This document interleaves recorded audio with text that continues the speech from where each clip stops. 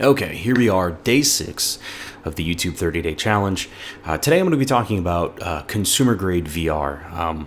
I've alluded to it in a bunch of other different videos, but I'm a giant nerd and very much a VR enthusiast, VR proponent. So for anyone who doesn't know, there is an absolute onslaught of virtual reality-based products that are right around the corner, and there's a lot of reasons that I'm not even going to get into in this video that seem to indicate that VR is going to be more than just the kind of hiccup that 3D TV was.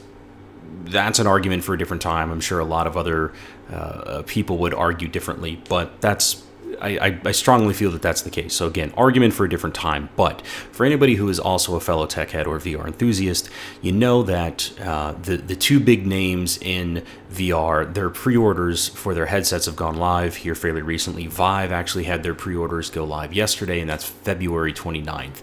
I'm very excited to say that I got in on the first wave of Vive pre-orders. So sometime in the month of April, I will have an HTC Vive sitting on my doorstep, and I will be doing an unboxing video very shortly after that. So please keep your eyes out for that. I'm very excited to be able to do that. So let's talk about consumer space HMDs, head-mounted displays. I'm really only going to be talking about the front runners in VR, and that's the Oculus Rift and the HTC Vive. Now, there are a ton of other headsets that are out there. It seems like every day there's something new that's coming out. But for one reason or another, those HMDs are fairly far back on the development curve. And what I mean by that is maybe they have a feature set right now that's similar to the DK2, the Oculus DK2, or just they don't even have a viable product yet. Their release date is far enough down the road to where it really doesn't matter, doesn't apply for this particular argument. In some cases, I have a theory, again, this is my opinion, that some of these HMD manufacturers, they're not really serious contenders because they'll probably get acquired by one of the other major names in consumer VR. So the reason I think that with any tech, any new tech, mass adoption is absolutely the key. But it's also a catch-22 because new people are not going to buy, it doesn't matter how cool of a gizmo device thing you have, new people are not going to buy that thing if you don't have support from developers. If there's no content, it doesn't matter. No one's going to buy it. And developers are not going to waste their time and money on a device that no one owns.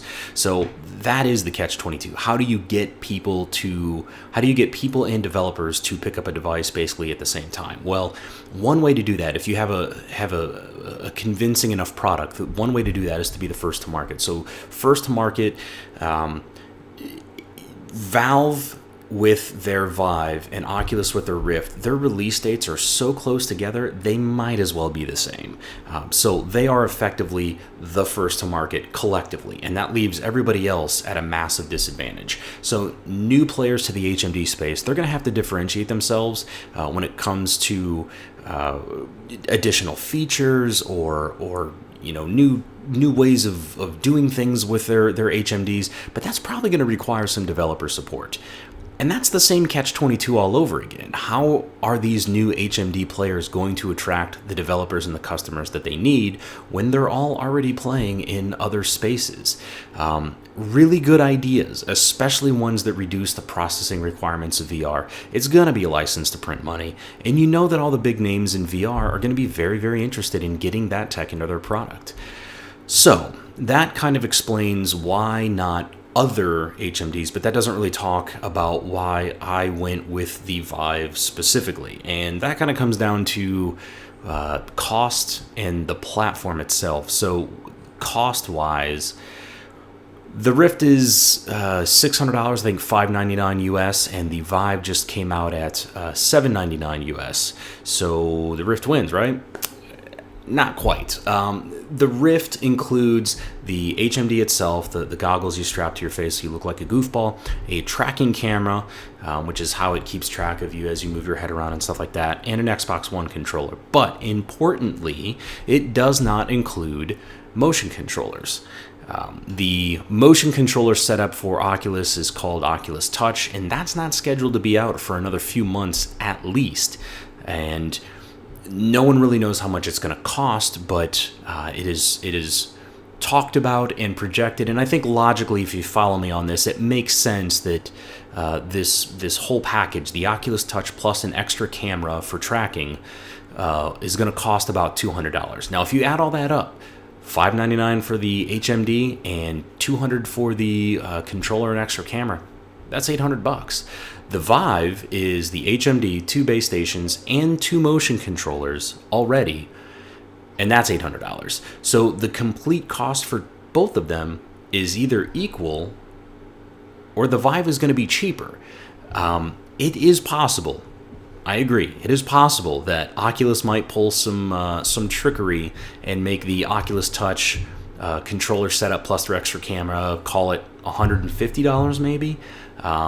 Lower than that, $125, $100. I think that's pretty unlikely. I think if Oculus doesn't make their touch setup plus the extra camera $150 or cheaper, then the argument is more or less moot, and the both products, basically the complete package for both of them, cost basically the same. So now you have to talk about some other features that you're going to use to kind of differentiate.